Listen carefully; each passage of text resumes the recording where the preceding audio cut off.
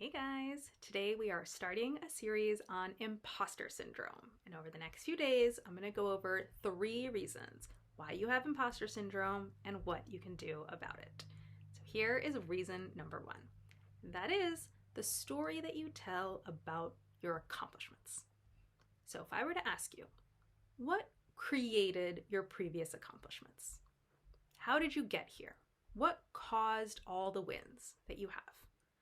A lot of people, when they tell the story of how they got here, they tell it with an element of luck. They say, someone gave me a chance. Things turned out really well. The stars aligned. It was just a good situation. And that's a good way to tell the story, right? We want to be humble. We want to acknowledge the privilege that we have. I get that. But when you tell the story in that way to yourself, it creates an opening for imposter syndrome. Because when you believe that some part of your success was outside of your control, and then you get put in a new situation, your brain's going to be like, hang on, I hope that lucky thing happens again. We don't know what's going to happen. What if that doesn't happen this time? And oh my gosh, these people that put me in this situation, they have all these expectations of me, and they don't know that last time there was kind of some luck involved. And if that luck doesn't happen this time, they might find out that I'm not really the person who can get this done. That's how imposter syndrome comes in when you attribute some of your past success to luck or situation or chance or any of those things. So the first thing you need to do is take 100% responsibility for your past accomplishments. Of course, the situation was there, someone gave you a chance, all that stuff happened. And you did something with it. Because I guarantee you, there are people who are in the same situation as you, who got the same chances as you, who didn't make of it what you made of it. So that is the story that you need to tell yourself is, of course, there were external elements and I made it happen. It's what I did with the elements I was given. That is fully on me. I completely created the accomplishments from my past, which means you can put me in any situation you want. I'm going to get great results because I'm the person who creates great results no matter where I am. So that's kind of level 1 of combating imposter syndrome that comes from this reason, right? It's just fully taking responsibility, fully taking ownership of your accomplishments. Now here's level 2. Not just taking responsibility for those accomplishments, but incorporating them into your identity, into your concept of who you are as a person. So those accomplishments aren't just something you did, they are who you are. And here's how I can tell if you've really done this. Let me give you an example. Let's say I sign 10 clients this month. And then I go 6 months and I sign 0 clients. Still marketing, I'm still doing everything I can, 6 months, no clients. So I got a wanted result first. I got the 10 clients in 1 month, and then I get an unwanted result after that, 6 months of 0 clients. The way that I can tell whether or not I have shifted my identity is by how I react to the unwanted result. If I have not shifted my identity based on my accomplishment, I'm going to look at the unwanted result. I'm going to look at the 6 months of no clients. And I'm going to make that into a me problem. I'm going to say things like, oh my gosh, that 1 month was probably just a fluke. Maybe I've hit my limit. Maybe there just aren't people out there that want my coaching. Maybe this is like all I can expect. Maybe this is just like the most I can hope for. That all of those kinds of sentences are turning 6 months with no clients into a me problem. And me problems are really hard to solve for 2 reasons. 1, they don't feel good.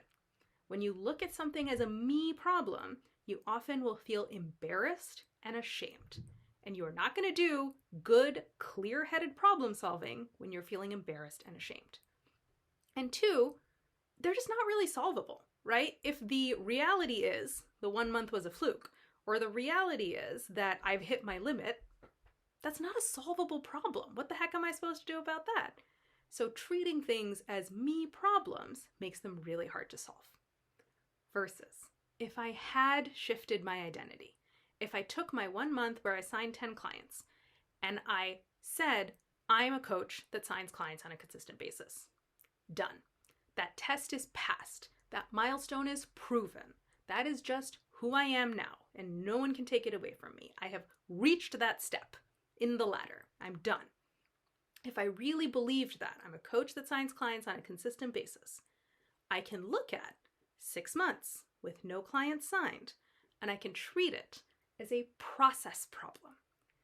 I can say, there just must be a breakdown somewhere. I wonder where it is. Is it in my email list? Is it in my videos? Is it on social media? Just have to find the process problem and fix it. And process problems are really easy to solve. I love a process problem because you just have to look at all the steps and tweak things and experiment and figure it out. They're really easy to break down and they're really easy to attack one by one. And process problems are no big deal. They're not personal. It's just like a bunch of boxes and arrows, it's just a sequence. You just have to look at the sequence and figure out what you want to change. And who better to solve a process problem like this one than the coach that signs clients on a consistent basis? You can literally say, yeah, I'm the best person to solve this process problem because I already know how to do this. I have taken full responsibility for the success I already had. I've incorporated it into my identity. I already just know I am this person who gets clients on a consistent basis. So I am now the best person to solve this process problem. Bring it to me. I'm going to get it done. And this kind of thinking can apply to any area where you've gotten a wanted result, then you've gotten an unwanted result. So if you got into the school that you really wanted to get into, but then you go through recruiting and you don't get the job that you wanted. Or if you had 4 quarters of awesome results in your business, your team is killing it, you got promoted, and then you get 6 quarters of not so great results and you miss a promotion. Or if you're super on track with your routine and you're working out and you're eating healthy, then you go on vacation, you fall off the wagon, come back and you eat like crap for 2 weeks, right? All of those are examples of getting a wanted result and then getting an unwanted result. And if you treat all of those things as me problems, right, it's really hard to solve them. You're going to feel embarrassed and ashamed that you got this crappy result. And you're going to tell yourself things like, oh, that was a fluke. I don't know how that happened. Maybe this is my limit. I don't know what to do now. Oh my gosh, I hope nobody finds out about this. All of that kind of thinking means that you're treating it as a me problem, which means you haven't taken full responsibility and you haven't shifted your identity. Versus, if you can tell yourself, I'm the person with this degree. I got in here. I'm done. I'm proven. I'm the person that delivered amazing performance and got promoted faster than everyone else. That's me. I'm done. I'm the person that worked out and ate right for that period of time. That's who I am. And I'm the best person to attack this process problem. Bring it to me. I'm going to solve it. Then it's really easy to solve the problem. And there's no imposter syndrome to be found because where's the imposter? You're good. You're already the person who is best positioned to solve this problem.